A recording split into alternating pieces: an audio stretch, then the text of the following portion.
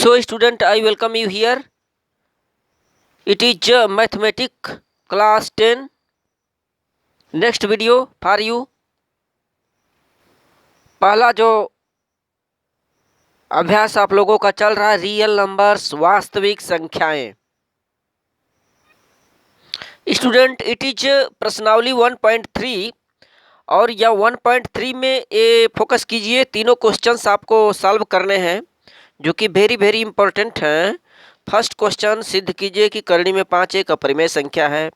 And सिद्ध कीजिए 3 + 2 करणी में 5 एक अपरिमेय संख्या है. इसी प्रकार से तीसरा भी क्वेश्चंस, और इनमें से कोई न कोई टच किए जाते हैं यूपी बोर्ड में. Looks it each questions. First questions, सिद्ध कीजिए कि करणी में 5 एक अपरिमेय संख्या है. इसके पहले आप प्रीवियस क्लास में पढ़ चुके होंगे कि परिमेय और अपरिमेय संख्याएं क्या होती हैं. आपको पता होगा जो परिमेय संख्याएं होती हैं, परिमेय संख्या ऐसी संख्याएं जिन्हें a/b के रूप में हम शो करें, a/b या p/q के रूप में लिख सके, उसको हम लोग परिमेय संख्या कहते हैं. यानी कि एक आपका भिन्न होगा, भिन्न में एक अंश और हर, ये दो चीज पार्टिसिपेट करते हैं. और परिमेय संख्या किसी भी संख्या का एक लघुत्तम रूप होता है, यानी उसको काट करके छोटा कर दिया गया रूप होता है. जैसे आपसे कहा जाए कि 10/12,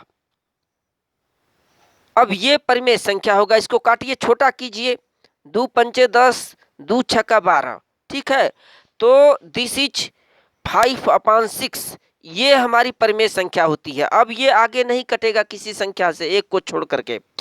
तो परिमेय संख्या ऐसी संख्या है जो कि अपने लघुत्तम रूप में होती हैं, जिन्हें हम बटे या भिन्न के रूप में लिख सकते हैं. जैसे p/q या a/b, कोई भी संख्या उसका सूक्ष्मतम कटा हुआ रूप ही परिमेय संख्या कहलाता है.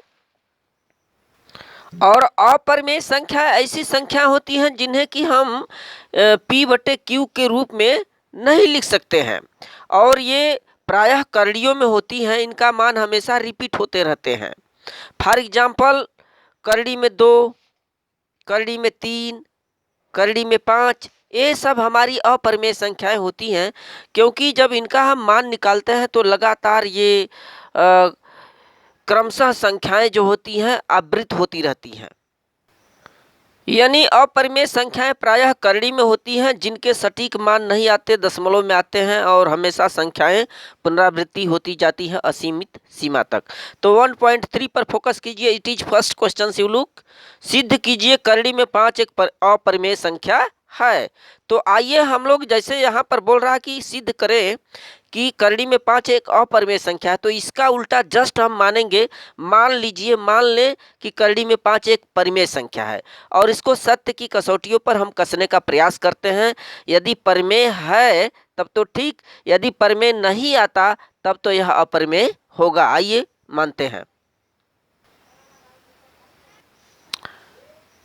यहाँ पर देखिए, हम माना कि करणी में 5 एक परिमेय संख्या है. हम मान लेते हैं जिसे हम p/q के रूप में लिख सकते हैं. यानी किसी भी परिमेय संख्या को p/q या a/b भिन्न के रूप में लिखा जा सकता है. ऐसा हमने मान लिया करणी में 5 एक परिमेय संख्या है.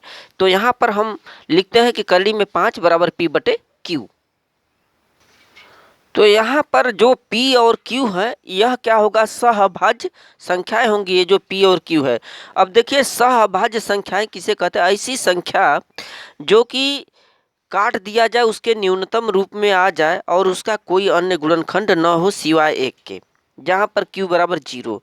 तो सहअभाज्य संख्याएं उसका काटा हुआ ऐसा संक्षिप्त रूप होता है, निम्नतम रूप होता है, जिसका HCF निकालेंगे यानी मस, तो सिर्फ 1 होगा. ठीक है, जैसे यहाँ पर 6/9 है, तो 3 से काटिए. 3 × 9, 3 दूनी 6, 3 दूनी 6, 3 × 9, तो 2/3 जो है यह संक्षिप्त रूप है. अब इसको और आगे नहीं काट सकते, तो इसका जो HCF होगा, इसका HCF सिर्फ 1 होगा, यानी मसा.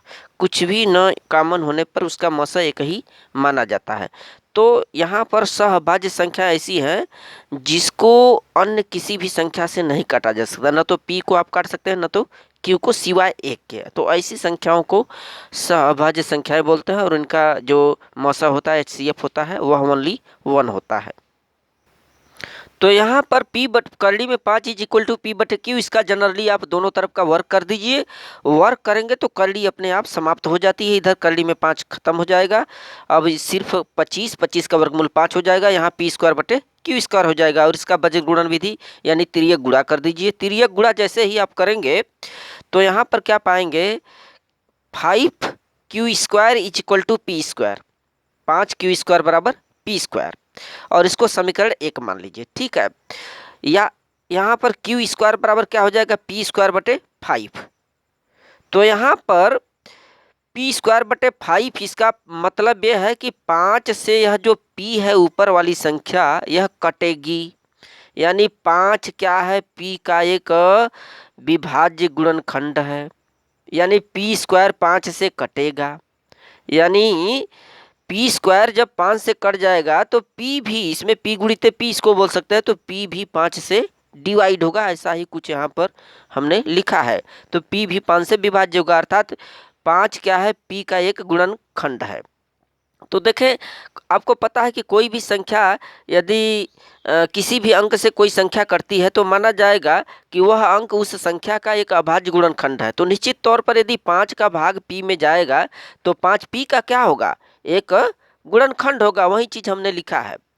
इस प्रकार से पहले तो हमने ये सिद्ध कर लिया कि P का एक गुणनखंड क्या है, 5 है, या 5 P का एक गुणनखंड है। इसी प्रकार हम Q को भी आगे देख रहे हैं।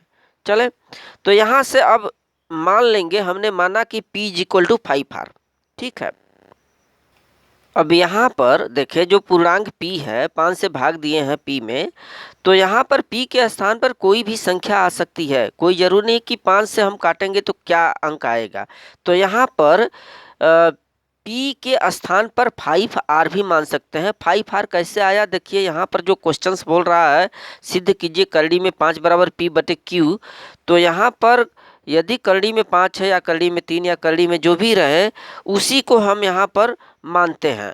यहाँ पर P बराबर माना 5R, R के स्थान पर कोई भी m, n, कोई भी पूर्णांक मान सकते हैं, R एक पूर्णांक है, ठीक है। तो P का मान जो हमने माना P बराबर 5R, बस इसके मान को हम समीकरण 1 में रखेंगे। तो जैसे ही आप समीकरण 1 में इसके मान को रखने हैं तो यहाँ पर देखिए क्या हो जाएगा, 5Q² बराबर 5R²। जब इस आप समीकरण नंबर 1 में रखेंगे मान, 1 क्या है, 5Q² बराबर P², करेक्ट। तो इसमें 5Q² बराबर P के स्थान पर 5R रखिए, उसका वर्क कीजिए, वर्क करने पर काटिए, काटेंगे तो यहाँ पर Q² बराबर क्या हो गया, 5R²। तो यहाँ पर एक चीज़ यही फोकस करना है कि यहाँ पर P पूर्णांक P इज इक्वल टू कुछ आपको मानना पड़ेगा, वहाँ पर 5 और R या कोई भी संख्या ले सकते हैं यहाँ पर। तो यहाँ से Q² बराबर 5R आता है, तो आगे चेक करेंगे 5R² बराबर Q² या R² बराबर क्या हो जाएगा, Q²/5। इसका मतलब कि 5 का भाग जाएगा Q में, यानी Q जो है 5 से कटेगा, यानी 5Q का क्या है, एक गुणनखंड है, यानी 5Q का एक गुणनखंड है। अभी आप लोगों ने देखा कि 5 यहाँ पर 5P का भी एक गुणनखंड हो रहा था, यहाँ देखा 5P का भी गुणनखंड है और 5Q का भी गुणनखंड है, ऐसा हमने मान करके साबित कर दिया। जब यहाँ पर 5 जो है P का भी गुणनखंड आ रहा है और 5Q का भी गुणनखंड आ रहा है, इसका मतलब कि ये जो 5 है ये P और Q दोनों को विभाज्य कर सकती है, दोनों का गुणनखंड है। तो जबकि हमने यहाँ पर मान रखा है कि जो P और Q है वो सहअभाज्य संख्या है। सहअभाज्य का मतलब P और Q किसी से कटेगा ही नहीं एक के सिवा, जबकि यहाँ 5 से कटने की नौबत आ गई, यानी P और Q में 5 से डिवाइड किया जा सकता है। जबकि हमारी जो कल्पना है कि P/Q एक सहभाज्य संख्या है जिसका मौसा यानी HCF 1 है, जो हमने माना है कि परिमेय संख्या है। अर्थात यहाँ पर इससे साबित हो गया कि जो P बटे Q है यह सहभाज्य संख्या नहीं है, यानी इसका HCF 1 नहीं है, अर्थात यह एक परिमेय संख्या नहीं। परिमेय संख्या तो उसे कहते हैं जो एक के सिवा किसी से न कटे। यहाँ तो सिद्ध हो गया कि 5 से कट रहा है, इसका मतलब कि P बटे Q एक अपरिमेय संख्या है। इट प्रूव्ड, यही सिद्ध करना था।